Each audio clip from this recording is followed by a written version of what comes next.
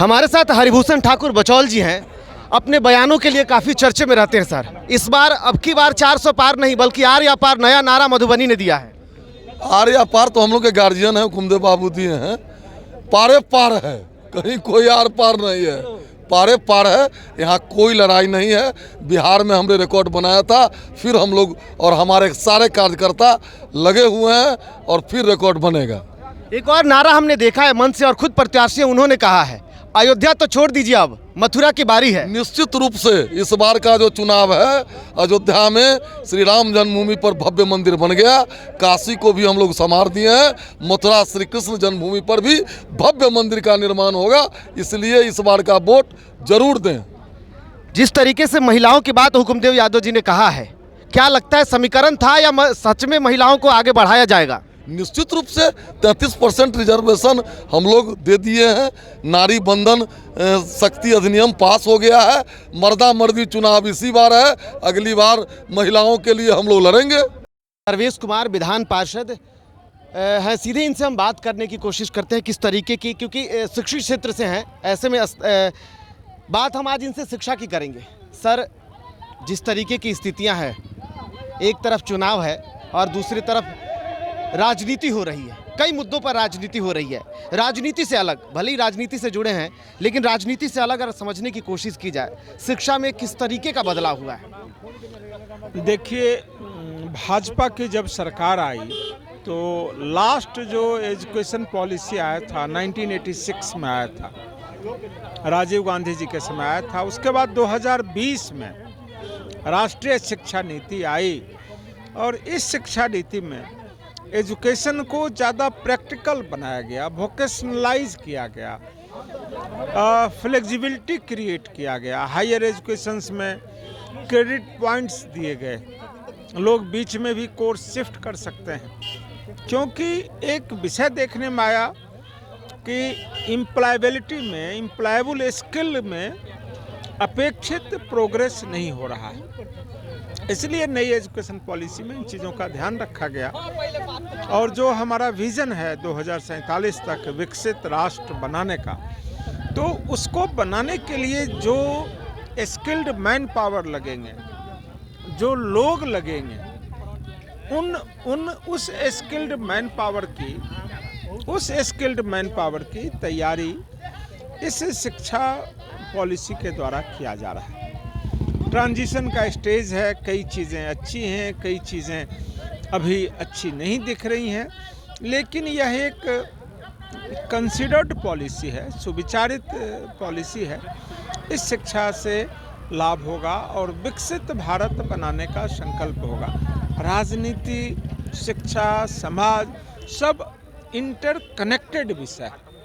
राजनीति कोई वैक्यूम में नहीं होता, राजनीति समाज के लिए होता, समाज की बेहतरी के लिए होता, राष्ट्र की उन्नति के लिए होता है। इसलिए ये जो राजनीतिक माहौल है, चुनाव का माहौल है, तो हम लोग इस निवेदन को लेकर के, इस आमंत्रण को लेकर के आए हैं जनता के बीच कि आप एक मजबूत राष्ट्र के लिए, एक विकसित भारत के संकल्प के लिए आप वोट करें, मोदी जी को तीसरी बार प्रधानमंत्री बनाएं।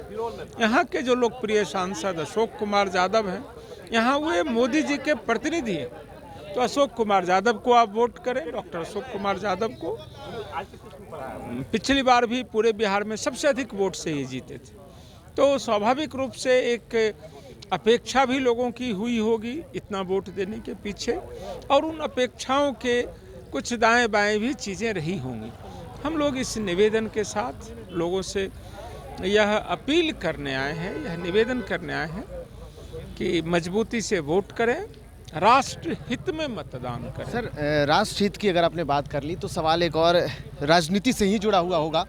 सवाल ये है कि जिस तरीके से देश में एक तरफ विपक्ष कह रही है कि हम रोजगार के मुद्दे पर बात करना चाहते हैं, हम महंगाई के मुद्दे पर बात करना चाहते हैं, और बीजेपी है या एनडीए के नेताओं की बात की जाए तो वो सिर्फ धर्म की राजनीति करना चाहते हैं, उनके पास कोई मुद्दा नहीं है।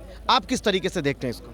देखिए, ये पक्ष और विपक्ष अपनी अपनी बात अपने अपने इंटरेस्ट में कहते हैं, लेकिन एक राष्ट्र के जिम्मेदार नागरिक होने के कारण हम सब लोगों को राष्ट्र की जो लॉन्ग टर्म जो विज़न है, लॉन्ग टर्म हमारा विजन क्या है? हमको विकसित राष्ट्र बनाना है, इकोनॉमी का साइज बढ़ाना है। अभी आप सब लोगों ने देखा है कि हमारा इकोनॉमी का साइज ग्लोबल इकोनॉमी में 3rd पोजीशन में है।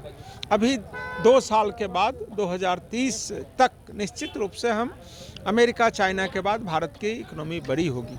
अभी हमारा पर कैपिटा इनकम $2600 का है। अभी हमको इस इनकम को बढ़ा के 2047 तक $20,000 करना है।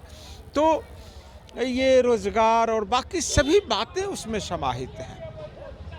एक टुकड़े टुकड़े में बात करें, सेक्टर वाइज बात करें, सेक्शन वाइज बात करें, एक अलग बात होगी। लेकिन जब समग्रता में बात करेंगे, पूरे राष्ट्र की बात करेंगे, राष्ट्र में रहने वाले सभी 140-145 करोड़ लोगों की बात करेंगे, ये कल्याणकारी राज्य की अवधारणा को भी पूरा करना है। सबको अनाज देंगे 5 साल तक, सबको इलाज देंगे 5 लाख तक। ये बड़ी बात है। आज कोरोना का इतना बड़ा महामारी आया, एक आदमी कहीं भूख से नहीं मरा। हम लोगों ने, आप लोगों ने भी देखा तो नहीं है, पढ़ा होगा कि PL 480 का गेहूं अमेरिका से आता था, तब यहाँ खाना होता था। दूध नहीं मिलता था, दूध का पाउडर डेनमार्क से इंपोर्ट होके आता था। लेकिन आज हम बहुत सेक्टर में एक्सपोर्ट कर, आज हम बहुत सेक्टर में बहुत बेहतर कर रहे हैं। तब हमारी जनसंख्या बड़ी है, हम ऐतिहासिक रूप से काफ़ी पीछे से चल रहे हैं। तो पीछे से चल रहे हैं तो आगे आने में ये स्प्रिंट नहीं है, मैराथन है। ये लंबी दौड़ चल रही है और लोगों को इसके लिए फिट होना है, तैयार होना है, मानसिक रूप से भी तैयार होना है। हम रोज़गार दे दिए, रोज़गार कोई पॉकेट से निकाल के तो कोई दे नहीं सकता है। पूरी व्यवस्था में रोज़गार का सृजन होना है। इसके लिए एक बहुत कंसिडर्ड और फंक्शनल पॉलिसी की ज़रूरत है, डिस्पैशनेट पॉलिसी की ज़रूरत है। आपको खुश करने के लिए हम अपॉइंटमेंट का लेटर नहीं बांट सकते, बांटना भी नहीं चाहिए। आप कोई भी सर्विस, मैं सिविल सर्विसेज में रहा हूँ, किसी भी सर्विस की जब परिकल्पना होती है तो 30 इयर्स का सर्विस मैप बनता है। आज जो आदमी ज्वाइन करता है 30 साल के बाद रिटायर्ड होता है। तो वो जब रिटायर्ड होगा उसके बाद कौन आएगा, उसका करियर प्रॉस्पेक्ट क्या होगा, ये तमाम चीज़ों पर विचार करना होता है। ये एक कम गंभीर बात हो रही है, कैजुअल बात हो रही है कि हमने इतना रोज़गार दे दिया, हम इतना रोज़गार दे देंगे। इकोनॉमी के साइज को, काम के आयाम को इतना विस्तार देना है जिससे स्वाभाविक रूप से रोजगार सृजन हो सके। यह काम आवश्यक है और यह काम भारतीय जनता पार्टी NDA समग्रता में विचार करके सुविचारित ढंग से इस काम को अंजाम दे रही है। छोटा सवाल, राजनीति से अलग होगा। बखूबी आपने जिस तरीके से जवाब दिया उससे मेरे मन में एक जिज्ञासा आ गई। जिस तरीके से वोटर परसेंटेज रहा है, वर्तमान के हाल को देख रहा, आप समझ रहे हो, बखूबी राजनीतिज्ञ हैं, तो वोटर परसेंटेज कम होने का कहीं ना कहीं कारण बहुत सारी चीज़ें हैं। लेकिन क्या लगता है इन सारी स्थितियों के बीच में जो विपक्ष दावा कर रहा है कि हम बढ़ रहे हैं, NDA डाउन हो रही है, NDA का कहना है कि हम बढ़ रहे हैं डाउन, असल में आप उसको कैसे देखते हैं? मैं फिर कहूँगा ये पॉस्चरिंग है। क्या होगा यह 4 जून को पता चलेगा। हम लोग जो समझ रहे हैं कि मोदी जी ने जो 4 जातियां बताई हैं, गरीब एक जाति है जिसको अनाज मिल रहा है, जिसको इलाज मिल रहा है, जिसको घर मिल रहा है, जिसको बिजली मिल रहा है, जिसको पानी मिल रहा है। और ऐसे गरीब हमारे देश में हैं। पिछले 10 वर्षों में 22 करोड़ लोग गरीबी रेखा से आगे गए हैं, लेकिन अभी भी बड़ी संख्या है जो गरीब हैं। इसी कारण हम विकसित भारत नहीं कहते हैं अपने को, विकास कर रहे भारत कहते हैं। तो यह जो वोटिंग परसेंटेज है, वोटिंग परसेंटेज कम क्यों हुआ? मेरी समझ में वोटिंग परसेंटेज कम होने का सबसे बड़ा कारण है अब मीटिंग्स में उपस्थिति कम होती है। आप लोग पत्रकार हैं, ऑब्जर्व कीजिए, क्योंकि लोग एक्सपोज्ड हैं। पहले प्रधानमंत्री का भाषण होता था तो लोग 20 किलोमीटर से सुनने जाते थे, अब मोबाइल में देख लेते हैं। कम थे आज नहीं, और सोशल मीडिया की जो पहुंच बढ़ी है, अब आज हम देख सकते हैं यहाँ बैठ करके मोबाइल पर कि आज अमित शाह जी ने क्या कहा, राहुल गांधी जी ने क्या कहा, माननीय प्रधानमंत्री जी ने क्या कहा, किन नेता ने क्या कहा, हम सब 1 घंटे में देख लेंगे। तो कोई आना नहीं चाहते। सोशल मीडिया के एक्सपोजर के बढ़ने के कारण जो एक जिज्ञासा होती थी, हेलीकॉप्टर भी उतरता था तो लोग देखने दौड़ते थे, अब वो संख्या घटी है।